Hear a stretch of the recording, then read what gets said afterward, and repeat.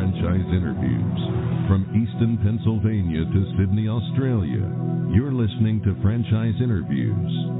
Franchise Interviews. Hi, everyone, and welcome to a very special edition of Franchise Interviews. On today's show, Carl Comeaux, CEO of Crust Pizza. Pizza, it's really three main ingredients. It's the crust, is the dough, which we make our dough fresh every 4 hours, so our crust is amazing. It's the sauce, which our sauce has, we own proprietary season blend that we mix with our sauce that makes it has a really nice bite to it. And then our cheese, mozzarella cheese alone with 34 locations open, we go through almost a million pounds of cheese, and so we ended up going to our own proprietary cheese, and I'm telling you, like, it was to find a cheese that was comparable to the one that we had before the proprietary one. It was just so good. Hi, everyone, and welcome to a very special edition of Franchise Interviews, where for over 19 years now, we've been asking the entrepreneurs a one-on-one. I'm your host, Marty McDermott. I'm the president of Franchise Interviews, and we have a great show. Well, today we're meeting with Carl Comeaux, the CEO of Crust Pizza Company. And with over 22 years of restaurant experience, Carl has transformed Crust from a small local pizzeria to a rapidly expanding franchise and a bold goal of hitting 250 locations across the Southeast in the next 9 years. And let's go right into our interview with Carl Comeaux, CEO of Crust Pizza Company. Where are you calling from today? Yeah, so I'm calling from the great state of Louisiana, in southwest Louisiana, in Lake Charles, which is where I went to college. And so I'm from Liberia originally, but moved to Lake Charles for college, and that's where I'm at today. Usually when I do these interviews, Carl, I kind of go back to the origin of the franchise. But when I was researching, you have such a fascinating story. I kind of wanted to go back to maybe like when you were like 16 years old, because, you know, in studying your background, I mean, you're a real entrepreneur. I think you got involved in personal training, and I feel like all of those ventures that you had before kind of led to Crust Pizza. Maybe you could kind of like start there at that point.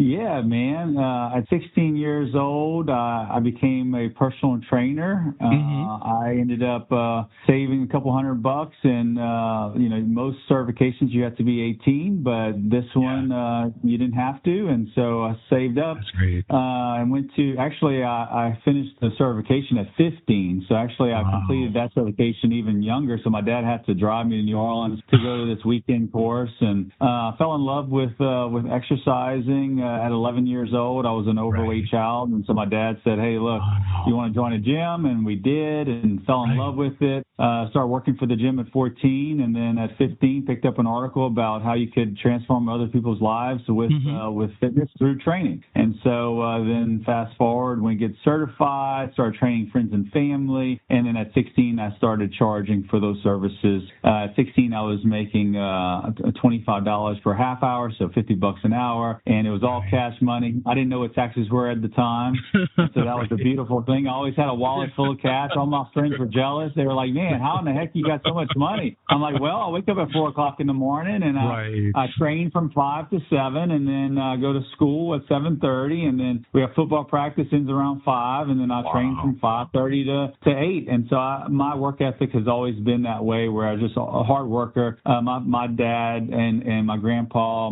self-employed their whole life. So that's all I knew was to do it myself, and then fast forward to college. I thought I wanted to be a doctor, and then I changed that to pre-physical therapy. So the whole time I was in college, I was training clients, and so I was learning and applying, and and then I don't know if you want me to tell the whole story, but I know the story. Then it gets better. Then I guess it seems to me like when I was researching your background, Carl, is like you really enjoy, though. You mentioned you enjoyed transforming lives, and I said, wow. I said, that's how you got into franchising, because you really like the business side of things too, don't you? Yeah. So at first, with the fitness background, I enjoyed transforming people's lives. Like I was transformed by exercise, but then whenever I opened up my first personal training business, I ended up hiring 7 trainers in underneath me and had to learn how to manage. And I was able to transform their lives from coming out of college, not making any money, to doing really well, making a salary at the time. This is 10, 15 years ago of $40,000, $50,000 a year, which at the time that was a really good salary for personal trainers. Oh yeah. And so I was transforming their lives through the business I put together. Right. So it was pretty powerful. And then from there, I learned, you know what I love more than transforming people through fitness is transforming people through creating teams and through business. And so not only our staff, but also our customers with whatever service or product we're offering. And so, man, it was a cool epiphany moment that happened, aha moment that I was like, this is what I'm made for. I'm made to help others become successful in their venture. And then we got into franchising, and then it was taking other business owners and making them successful. So to take it a step further, and then that's what got us into franchising, from starting off in the cell phone repair industry to then the smoothie and juice business with Main Squeeze to now the pizza industry. So pretty cool story. I think so too. Yeah, I love your story, because then it even gets a little bit more interesting, because it sounds like you move into, I guess, a new area, and then you're looking to buy pizza for your family, and Crust Pizza comes up like on Google or something like that, and you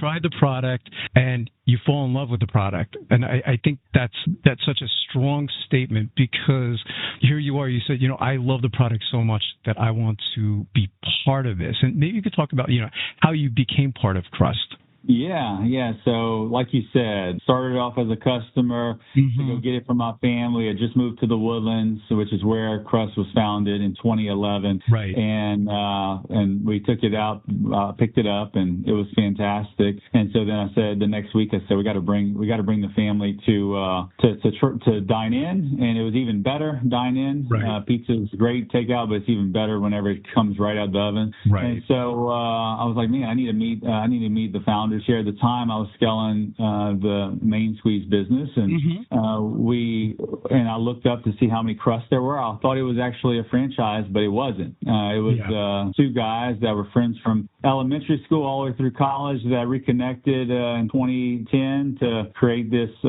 amazing concept. And they only had 3 locations at the time, and they wanted to scale. They weren't sure how, and so then I became friends with them, and of course we would meet once every other week to once a month and talk about how things are going with Crust, how things are going with Main Squeeze, and they want to learn more about the franchise business. So as a friend, I helped them with that process. And fast forward to 2018, we had just remodeled a house in the Woodlands, my wife and I, and we had been living there for 4 years. And I looked at her and said, it's time to move back to Lake Charles. And she said, man, you're crazy. Like, why would we do that? And so we ended up moving back, and I went to Mark and Clint, and I said, hey, I would love to help you guys scale Crust, because it's not easy, to franchise a business. It takes a lot of time, a lot of money, and so anyway, they said no, because I said, hey, let's open up one in Lake Charles. They looked at the demographics of Lake Charles and said, no way, this is a terrible demographic. It's not the Woodlands. I said, I understand, but you don't understand. We started multiple concepts in Lake Charles. They'll do really well. And so they turned me down. So my business partner, Nick, and I that co-founded Main Squeeze, and Fix My Phone, we know how to create brands. And so we did. We created Crust Pizza, and we trademarked it. We did it right. We spent over $100,000 on research and development to create the brand. 3 days before we signed a lease. This is 9 months after I talked to Clint and Mark, and they turned me down. Right.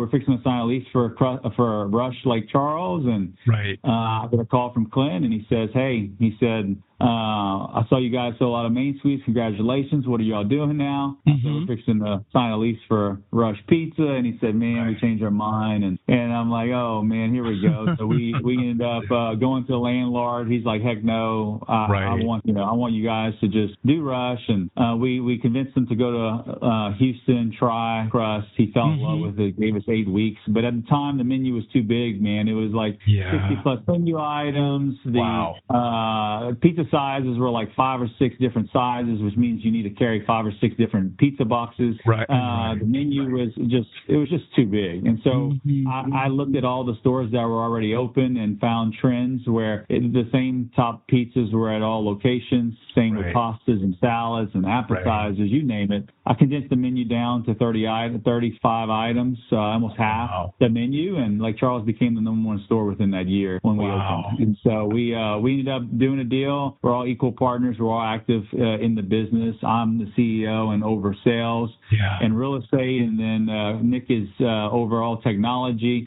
which we've already built point of sales before, like for Main Squeeze. So we developed that whole portal. And they're still running on that today. And then Mark and Clint, they're still active in the company. Mark is over legal and finance and supply chain, and then Clint's over development, over the architect and construction process of opening all these stores that we're opening right now. And so anyway, and we have a great team that's underneath as partners, and we're growing at a good steady pace, and we're having fun doing it. Yeah, it's a wonderful story, Carl, because I get to hear a lot of these stories. And, when I was researching your background in the story, I said, oh, my God, I have to have you on the show. And it sounds like if you can get someone to try the product like you did, the customers fall in love with it.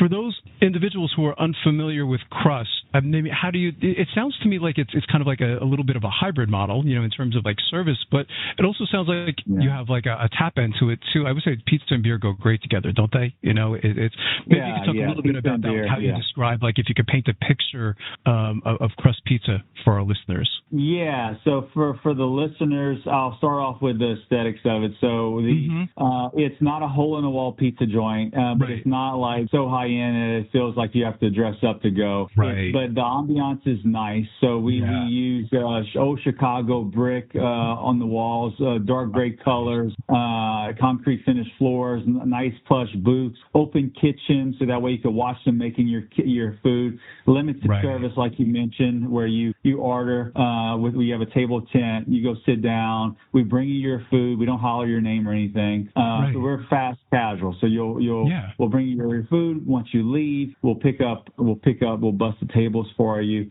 We usually like to be in local grocery anchored centers. We want to be the local neighborhood pizzeria that gives back to the community that we're in. That's very important. Yes. We always have a patio connected to it, so that way, we say we're big for families. So husband and wife could catch up over a glass of wine or beer while the kids play on the patio. But then we're also a great place for date nights. We kick with Jack Johnson radio, so nice hip alternative music, and so that's the ambiance. As far as the food, pizza, it's really 3 main ingredients. It's the crust, is the dough, which we make our dough fresh every 4 hours, so our crust is amazing. It's the sauce, which our sauce has own proprietary season blend that we mix with our sauce that makes it has a really nice bite to it. And then our cheese, mozzarella cheese alone with 34 locations open, we go through almost a million pounds of cheese. And so we ended up going to our own proprietary cheese, and I'm telling you, like, it was to find a cheese that was comparable to the one that we had before the proprietary one. It was just so good. But we finally were able to make a blend that now we call ours, and we're able to save 50 cents per pound, which is good for the franchisees because we pass that savings on to them, and they're happy because they're paying less for the number one ingredient on the menu. Like, we are in the cheese business, Marty. We are not in the pizza business. I mean, the cheese is the most expensive part of the pizza. And so anyway, those 3 things make a great pizza. And then, of course, all our produce is fresh. We cut it daily. So anything on your pizza or pasta or, of course, your salad is fresh. And then our ingredients, all our meat ingredients are all premium. We don't cut we don't cut on quality. That's very important to us, and so and our customers know it. When you taste our pizza, you taste the freshness, and we are considered Chicago-style thin crust, where we cut it in squares. Oh, wow. So I love we that. cut it in like tavern style, where it's easy to grab. You don't have to worry about all the cheese and pepperoni flying off of it whenever you pick it up. It's more secure in your hand. So that's the pizza, and then of course we have our number one appetizer is the garlic cheese bread. Dude, with our marinara sauce, it is by far the best. It's the most craveable item that we carry, and then we have pastas too that we and then of course beer and wine, like you mentioned earlier. Sure. Yeah, I think that's fantastic. How does technology play a role in the business, Carl? I mean, has it been able to streamline or save money within the organization?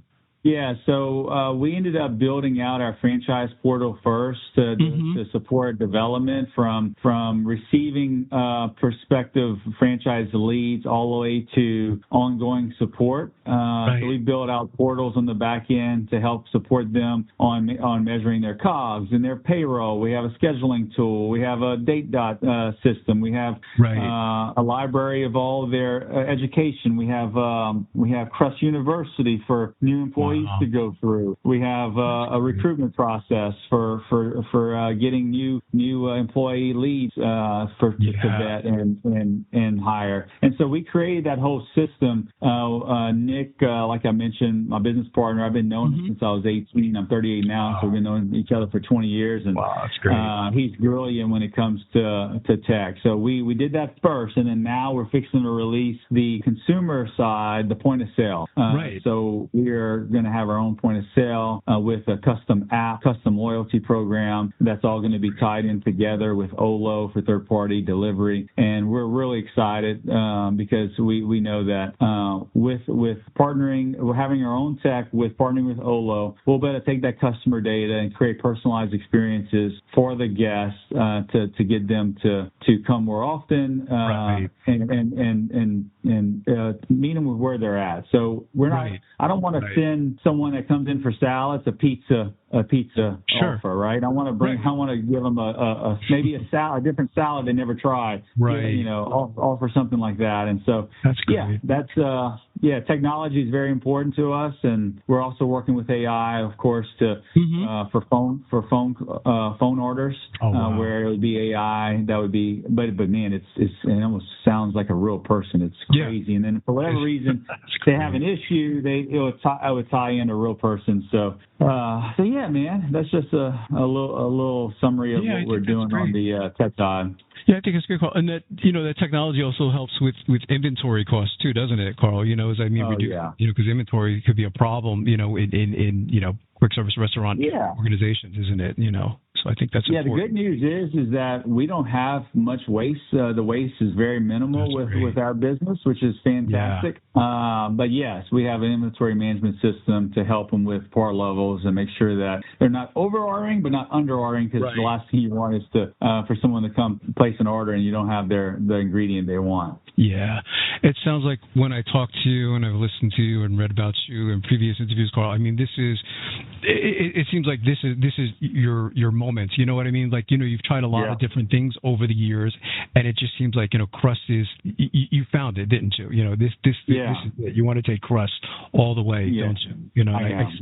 This is the grand finale for me, man. This is it. So great. I've learned a lot through my career, and I had great mentors growing up that helped me pave the way.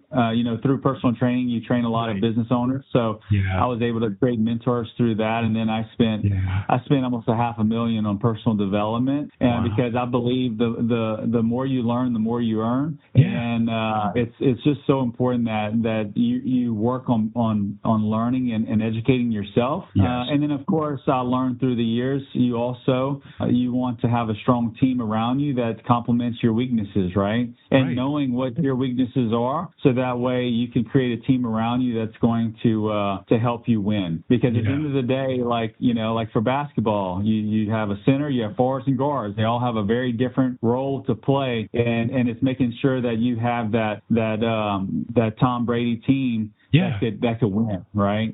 That's important. That's important. Here's a tough question for you, Carl, because I know you've had so many experiences when it comes to Crust, but what's one of the most interesting things that's happened to you since being part of Crust? I mean, does anything stand out over the years where you kind of say, wow, like an aha moment? And I'm sure you've had a lot of them, but does one particular instance stand out over the years? Yeah, I think probably the biggest aha moment for me was whenever we were able to raise over $100,000 for St. Jude's. That's great. I love that. Able to give back to that organization. And I've been on mission trips before with my church, and the every time I go, I'm thinking I'm going to give either teach people how to speak English or how to or do sports camps for kids and or do different things. But what I learned through that process of mission trips and then now giving to St. Jude's is the more you give, the more you receive. And my motivation and my purpose has changed. It went from all about success for me to a much bigger picture, a much deeper purpose of, man, I want Crust to do well, not only for the franchisees and for the customers and for the partners, but also I want to make so much money that we're able to give back more to organizations that are making big impact in our city. And we did it on a national level with St. Jude's, but we're now looking at even at amplifying that on a local level in our cities that we're in to really dive into these nonprofits that are making big impact in the cities that we serve. And give back to them. And so I think that's probably the most interesting thing that has happened to my mindset from being in my 20s to now in my late 30s, and really thinking, you know what, this life that we're living, it's not long. Let's make an impact. That's right. Yeah, I think it's very powerful, Carl. And it was interesting, when I was studying, because when you think of pizza, you say, okay, well, someone probably has to have some type of experience. But, the benefit of franchising is in many instances you don't have to have experience. And it sounds like that's true with Crust Pizza Company. So I have to ask you, so what do you look for in your franchisees, Carl? are there any traits or characteristics that you kind of deem important that they would be a good match for Crust? Yeah, so we always look, we have values, right? And we hire our employees, our franchisees, everybody off of our values. Yes. And so that's important to us. Yeah. So as far as value-wise, each letter of Crust has a word, and so C for commitment to giving back to the community that we serve is C. R is respecting customers and employees and the brand and making sure they're doing the right thing. Right. Unity, making sure that they're building their team and bringing them together to do this, to create this mission and follow through with it. S, we're in the service business, so creating that hospitality where we make people feel special, because we're not selling pizza, we're selling a feeling. Right. We're selling a lot of pizza brings friends and families together, so we want to make sure that we're giving them that cozy feeling when they either dine in or take out. And then last, I'm all about you got to be grateful to be rich. If you're not grateful, then you're not rich. And so, so just being thankful and grateful for the opportunity to be able to take this brand and grow it. So we look for franchisees that have those same values. Second thing, as far as we need to make sure that they have some skill level that's going to complement the business. So we want them I really like burnout corporate employees that are working 60 hours a week. They have a strong work ethic. They've been doing it for the last 15, 20 plus years, and they're ready to become a business owner and do it for themselves. So their work ethic's there, their community involvement's usually there. leadership's usually there, which is important. And then now all we have to teach them is the how to run the restaurant. Right. And so that's that process. We have a 3-week program that them and their assistant manager will go through. We love owner operators, and then whenever their store goes open, we're there with them for 3 more weeks. So training total is 6 weeks long, but we walk with them the whole way. And then the goal is for them to open up multiple stores, which most of our franchisees are opening 2, 3, 4, and that's what we're looking for. I mean, I don't want 50 franchise locations and 50 franchisees. I want, I want 15 to 20 franchisees and 50 locations. And so, anyway, that's happening, and we're excited. We know that the first 100 is going to be the hardest to open just because it takes longer. But I'd rather go slow and steady than fast and treacherous. So I'm definitely, private equity's hitting us up every day, one to invest, and of course they do. We kind of figured out the hard pieces, and now they want to come in and swoop and take it, but we're not interested. We're not interested in private equity, and then the second candidate is the multi-unit franchisee that owns, let's just say they own another franchise brand. They've already built out their area, and they're looking for a second brand to sink their teeth into. I love those, and we're starting to get more of those franchisees, which I love that because usually they're not owner operators. Usually they have a management team in place, and they understand how to manage managers, which has a whole learning curve. And I love those franchisees because usually they'll buy 3 to 5 in a close area, get a DM and build it out. So that's who we look for when we're looking for franchisees. It's a fun business, isn't it? Because you've been part of so many other industries, but I mean, to me it sounds like being part of Crust Pizza, like you mentioned, someone coming from being burnt out in corporate America, and they're just like, but it's a fun business, isn't it? Yeah, no, it's a lot of fun. I mean, pizza's fun, right? Like, yes, it is. Pizza's a fun time. Everybody loves pizza. I don't care if you're a kid or if you're a grandparent. Everybody loves it. Most people eat it at least once a month. Our customers eat it usually once a week. So we have a frequent flyer program. They come all the time, which is fantastic. And I mean, it's a $50 billion industry in the United States, and so it's definitely healthy. And I think that Delco model is very different than what we do. They have their lane. They're the discount brands, where Domino's, Papa John's, all those guys, they have their lane. But we're recreating the whole dine-in nostalgic Pizza Hut experience, where you dine in on Friday night and come hang out. And so anyway, we love the space we're in. Usually when we open up, 70% of our business is dine in, and then 30% to go pick up third party. And then as we open up, as we go through our 1, 2, 3 year anniversary, we become 50-50 dine in and take out. And so a lot of our guests we convert from the Delco model for takeout to us. And so it's pretty cool. And our AUV is strong. I mean, we're almost at 1.6 million in 2024, with all stores have been open up for a year. And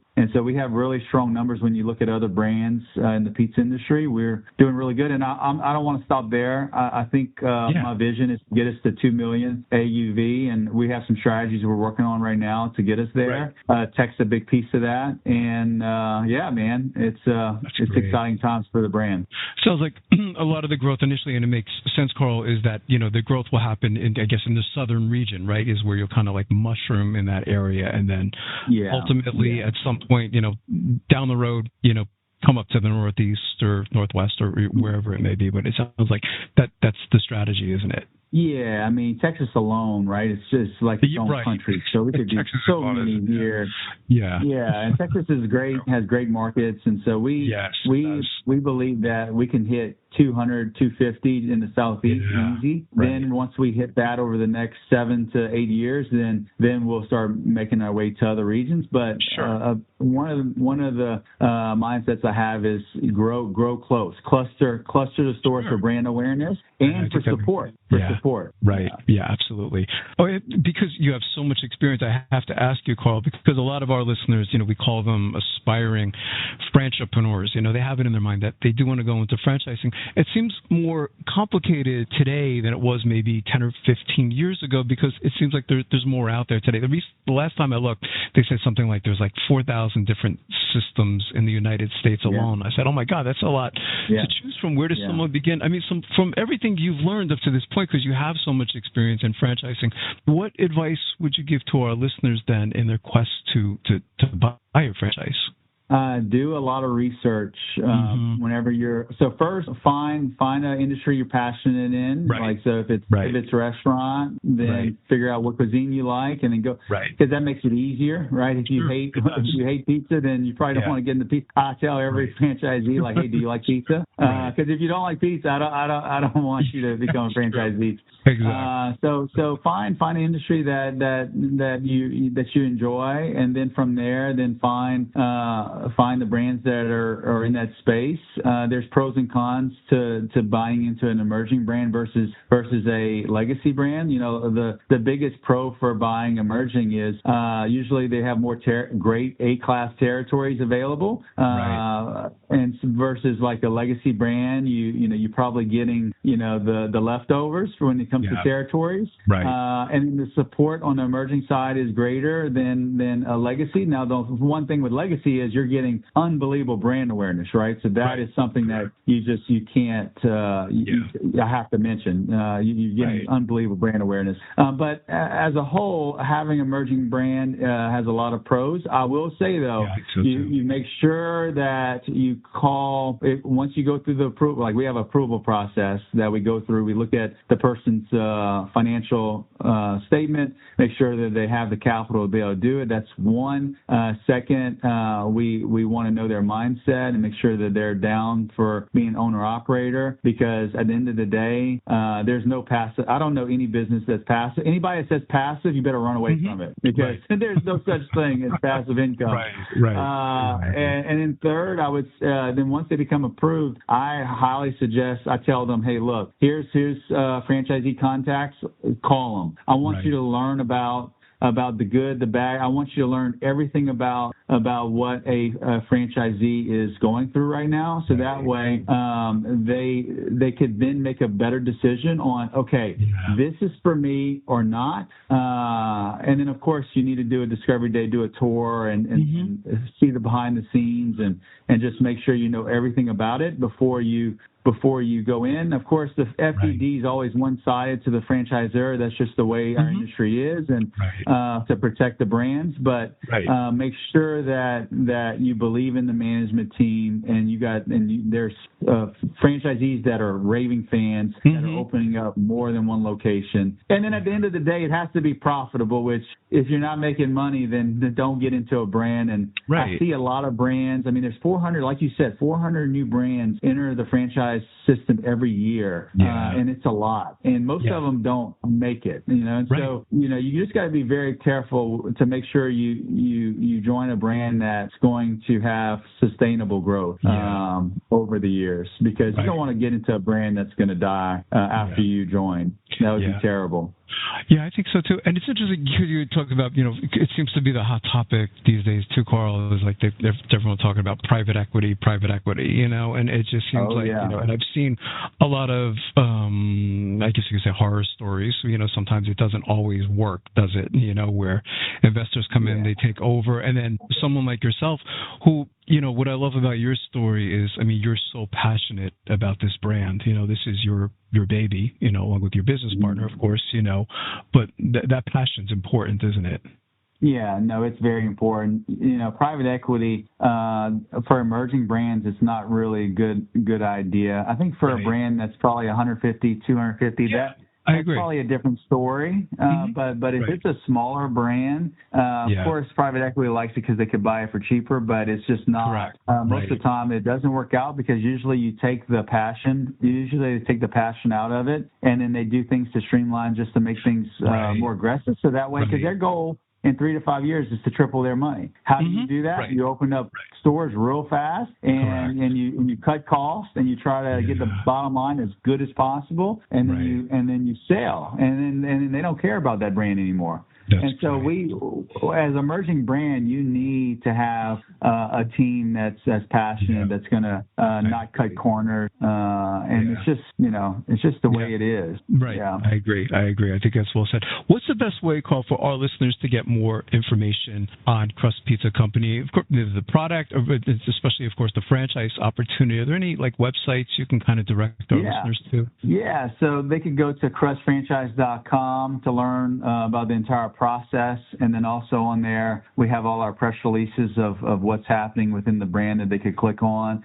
and then crustpizzaco.com if they want to place an order to try it out, and then of course I'm on LinkedIn, so if you would like to connect with me, you could always friend request me on LinkedIn, and then we could go down that path. But I'm real heavy into attending all the franchise and restaurant conferences. I'm speaking at many of them. I'm actually heading to Scottsdale this week to go speak at a franchise conference, and so I'm at many of those. So if you have any listeners that are at these conferences, hey, come introduce yourself to me. I love to meet new people in the industry. Well, and this is part of this story too. This is what drew me to, because I get a lot of requests for people to come on the show, Carl. And so when I read about you, I said, okay, well, pizza, because I've interviewed a lot of pizza franchises over the time, but I loved your story though. You know what I mean? Is the passion in your story and the belief in the brand. I said that this is very important.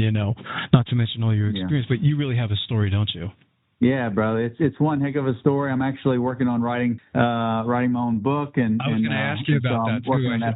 You have a book or two in you, don't you? And if you wrote, I got a book in me. I definitely have at least one, maybe two. Yeah, I appreciate that. When you write that book, let me know, because I'll be one of the first to buy it. I mean, I think. I'll send you a copy, Marty. Don't worry about it. Thank you. That's wonderful. Franchise interviews from Easton, Pennsylvania to Sydney, Australia. You're listening to Franchise Interviews. Franchise Interviews.